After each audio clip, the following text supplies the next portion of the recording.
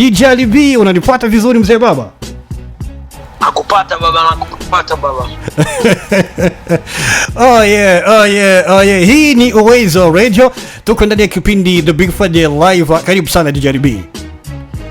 Asante sana kaka. Yaani asante sana. Unafilaje ama unajisikiaje leo hii kupata nafasi ya kuongea mawili matatu na shabiki zako kutoka Rwanda? Honestly speaking, I'm so excited. Yani ni nafasi ya kipekee na ni nafasi kubwa sana. Yani najisikia furaha sana. I can't even explain how much excited I am.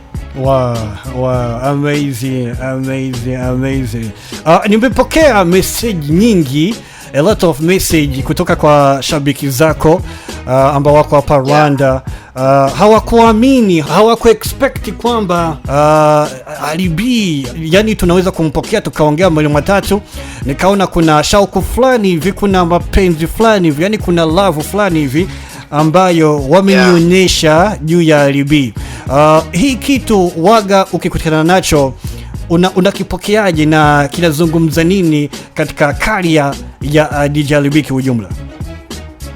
Kiukweli kabisa hii hali ikinitokea mara nyingi sana, najipongeza na najiona kabisa kile kitu ambacho nilikuwa nikisimamia na kukipambania leo hii kimenifanya mimi nikuwa maarufu kila mahali. Yani kuna muda mimi mwenyewe nakaa na tafakari na waza na namshukuru Mungu kwa sababu nilijituma na nilijitoa na nikawa naamini hichi kitu ninachokifanya ni kikubwa na watu watakiamini na watakipenda. Na kweli Mwenyezi Mungu amenibariki, watu wote sasa hivi wanapenda ninachokifanya, wananipenda mimi.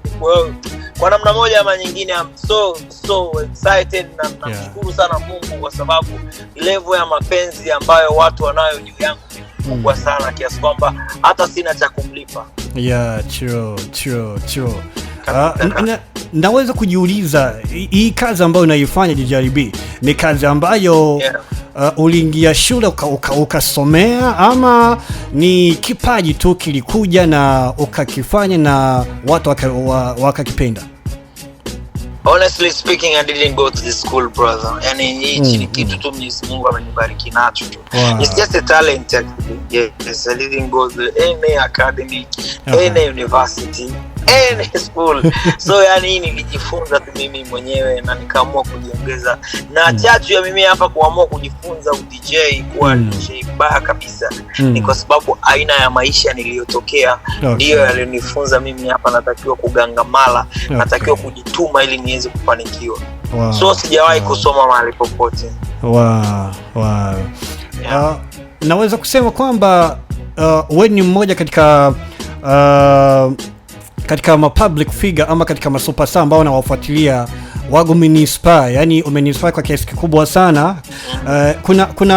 Kuna baadhi ya video wago na share katika account yako ya Instagram ukionyesha yani ulipotokea nyumbani kabisa, yani jengo linavyokuwa na kila kitu.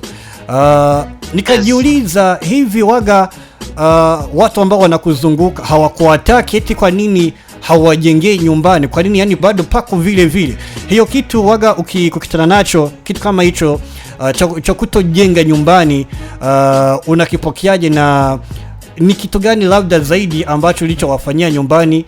Kuna watu wengine ambao labda hawakijui na waweze kukijua kupitia kipindi hiki.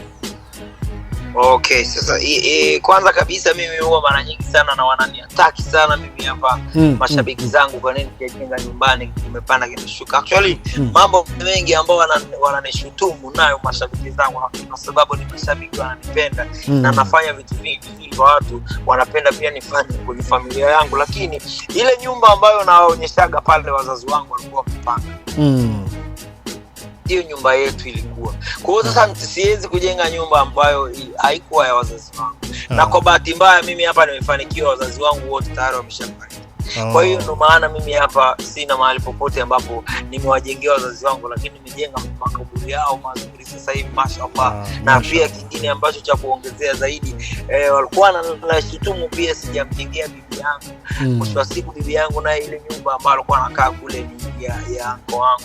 Bibi yangu kwao yeye hapo ni Upareni huko, na yeye mwenyewe kule kijijini bibi nyumba nzuri, lakini Mwenyezi Mungu naye amemchukua, amefariki bibi yangu ile ambayo na postiki, amefariki Jumamosi wiki iliyopita na Jumapili tumemzika. So mimi hapa ni kwa sababu tu wazazi wangu wameshafariki, ndio maana sijawajengea. Lakini apart from that, ndio maana mimi hapa najengea watoto wangu ili siku na wao wakikaa waone kabisa wana nyumbani. Lakini mimi sijawahi kukaa mahali nikajua mimi hapa wazazi wangu nyumbani kwetu ni sehemu fulani, kwa sababu mimi mwenyewe nimezaliwa kwenye nyumba ya kurenti.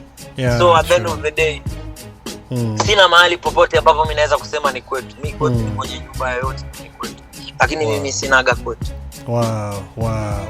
Kwa sababu pale nilipozaliwa mimi hapa sio kwetu, ni nyumba ya watu kwetu. Wazazi wangu Okay.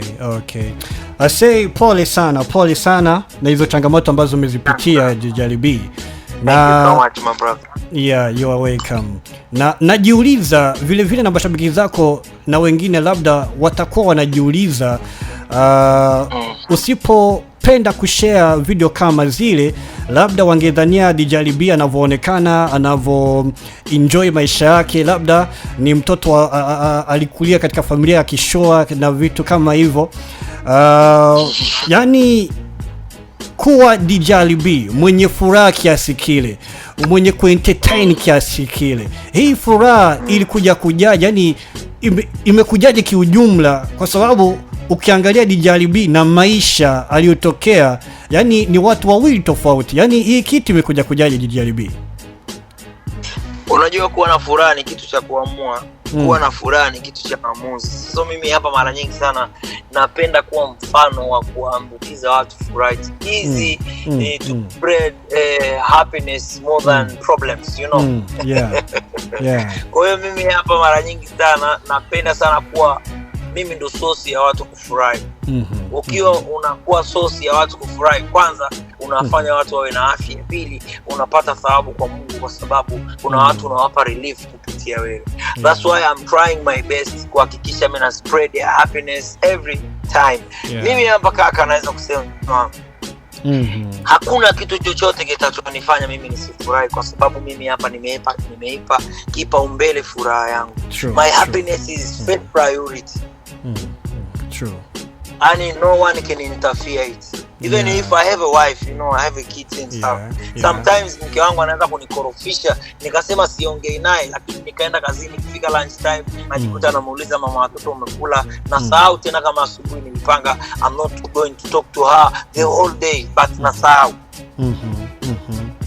Kwa sababu mimi hapa tayari nimeshatengeneza kwenye nafsi yangu mimi I will be happy every day. Whatever it is, I will be happy. That's what I decided. Kwa hiyo mimi mwenyewe ningependa kushauri wasikilizaji wote wanaotusikiliza sasa hivi, ukiipa nafsi yako first priority, usisubiri mtu aje kukufurahisha. Anza kujifurahisha wewe mwenyewe kwanza. Furaha ianzie kwako ndio iende kwa watu wengine. Itakuwa rahisi kufurahisha watu wengine, lakini hauwezi kuwa kufurahisha watu wengine kama wewe mwenyewe kwenye nafsi yako hauna raha. True kabisa. Yani nimependa ulivyotusimulia na hiyo message na vile na dedicate kwa watu wenye ulemavu, kama watu ambao sisi kama Uwezo Radio ndo yani tunawapazia sauti, kwa sababu yani ndo kitu ambacho tunafocus sana kudeal na maisha ya watu wenye ulemavu, kwa Hispana kila kitu. Hiyo message ina maana kubwa zaidi. Kwa wewe mtu mwenye ulemavu Djali B, kwa vile unavyowaona, kwa mtazamo wako, unahisi labda mtu mwenye ulemavu anavyoishi, yani maisha yake na jamii inavyomchukua, unaona kwa wewe inamchukuliaje, na ni kitu gani ambacho unaweza kusema juu ya watu wenye ulemavu kwa maisha yao kijumla? Mimi hapa kiukweli kabisa, kwanza kabisa kitu ambacho tunakikemea, kuna wale watu wana tabia kuchukua walemavu afu wanakusanya sehemu moja alafu wanachukua watu wanaoendesha wanaomba hela. Hicho kitendo nakikemea, ni kitendo kiovu na ni kitendo kibaya sana. Hauwezi kumtumia mlemavu wewe ukamtumia kama kitega uchumi. Hicho kitu nakikemea cha kwanza. Cha pili, napenda kuwapa moyo walemavu wote dunia nzima. Okay. Kuna vitu ambavyo ni Mungu amepanga, lakini kuna vile vitu ambavyo unakuta ulemavu umetokea kwa sababu ya ajali. Unakuta ulemavu mwingine umetokea kwa sababu kupambana. Endelea kujituma. Endelea kumwomba Mungu akupe mwongozo sahihi wa kuhakikisha unasimamia malengo yako na unasimamia ndoto zako, kwa sababu mpaka Mungu amekufanya wewe umekuwa hivyo, ni mipango yake. Tusimlaumu. Tunachotakiwa kufanya tutafutie njia sahihi ya kuhakikisha tunakidhi mahitaji yetu. Mimi binafsi kuna walemavu ambao huaga na wasaidia kila mwisho wa mwezi, ambao kuna ambao nawalipia ada za shule. Wow. Afu kuna wengine ambao nimewalipia ile NHIF huku Tanzania, ni nakuwa nawalipia bima ya afya. Okay. Yeah. Wow. Yes. Wow, vizuri sana. Una pia academy DJLB ya kufundisha DJ na kila kitu. Kuna labda vijana wenye ulemavu ambao labda unao katika hiyo shule ama hawajitokezi? Hawajitokezi, nafikiri labda kwa sababu unakuta wengine wana ulemavu labda wa miguu, wanashindwa kusimama, au wengine unakuta hawana mikono. Lakini kiukweli kabisa sijapata bado. Okay. Unadhani labda hiyo kazi ni ngumu kwao ama wakiwezeshwa wanaiweza vile vile kama DJLB unavyofanya? Wakiwezeshwa wanaweza. Okay. Wakiwezeshwa wanaweza. Hii kazi sio ngumu kabisa kwa sababu inahitaji tu mtu mwenye akili timamu basi. Wow, very nice, very nice. Nikurudishe nyuma kidogo DJLB. Nisikuchukulie time sana. Mwezi Januari mwaka huu ulikuja Rwanda of course, na ulipiga bonge moja la show, kila mtu hakuamini, na ukaonyesha utofauti wako wewe DJLB na wengine ma DJ tofauti. Nadhani kama utakuwa sikosei ndo mara yako ya kwanza kufika Rwanda, right? Ni kweli kabisa, that was my first time. Vizuri sana. Rwanda ulivyoiona ni nchi ya aina gani, na unaweza kuitofautisha aje ukilinganisha na zingine nchi ambazo labda ulishawahi kutembelea Afrika na dunia nzima kwa ujumla? First of all, Rwanda ni nchi ambayo there is no corruption. Wow. True that. No corruption. If police said bring your lesson, please show me your lesson. Okay. Yani you will do that. Your license, driving license. Yeah, true. You have to do that. Apart from that, Rwanda is very clean. It's very clean. Exactly. Very, very clean. Wow. People from Rwanda, they are so humble. Wow. And they got very beautiful ladies. Very. Wow. Amazing. Buddha. Guy, Rwanda, you are so blessed, I swear to God. Wow, amazing. Ila DJLB, wewe Muislamu na unaruhusiwa kuongeza mke. Haujafikiria labda uchukue mtoto fulani kutoka Rwanda na nini tufunge ndoa? Ninaye mmoja wa Kirwanda, ninaye mmoja wa Kinyarwanda, lakini ananisumbua sana kitu, lakini inshallah Mwenyezi Mungu akinijalia nitaongeza. Ataelewa tu kidogo ya? Taratibu. Amazing. Alafu DJLB, naonaga una promote nyimbo za wasanii tofauti hasa kwenye gari yako ya? Ile unaifanya kwa mapenzi au wanaku approach au wewe ndo unawa approach? Yani ule mtindo umekaa kaje DJLB? Most of time they pay me. Okay. Yeah, most of them they pay me, and apart from that, kuna wengine naangaliaga ile win-win situation. Most of them, lakini most of them wananiomba. Okay. Wengi wao wanakuwa wananiomba. Okay. Very nice. Tutegemee baadhi ya nyimbo zako binafsi bila kushirikishwa? Inshallah Mwenyezi Mungu akijalia mwaka huu ndo ninaziachia. Okay, very nice. Kwa kumalizia DJ B, ni wasanii gani labda ulishawasikiliza na ukawapenda na bado nazidi yani kupigia nyimbo zao kutokea hapa Rwanda? Wasanii gani? Nitajie kama vile 5 hivi. Wasanii wa Rwanda. Ngoja niwakumbuke hapa chap. Kuna yule mmoja aliimba niko kwanza kukaza ngako kwa wili. Bruce Melody. Ile. Yes. Bruce Melody, yeah. Bruce Melody. And hold on just a minute. Mwingine. Yule mmoja anaitwa Element LA. Yeah, producer pia. Element LA is a producer. Yeah, ni producer pia, ni msanii. Afu mwingine ameenda Munda. Munda. Anaitwa Kevin Kade. Okay. Yes. Wow, amazing. Mwingine anaitwa Shafi. Shafi. Okay. Wow. Bakiri Bana. Okay. Yeah, amemshikia kishizi Bana. Okay. Wow. Umewazingatia kiukweli, umewazingatia na imekupa picha gani DJ B, yani muziki wa Rwanda ukilinganisha na muziki yani East Africa ama Afrika kiujumla? Umeona yani tumesimama katika level gani? Actually kitu ambacho kinatakiwa tu kufanyika kwenye industry ya muziki wa Rwanda, wasanii wa Rwanda hawatoki.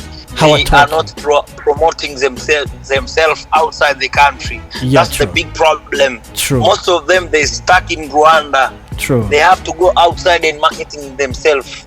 Wow. Hilo tu?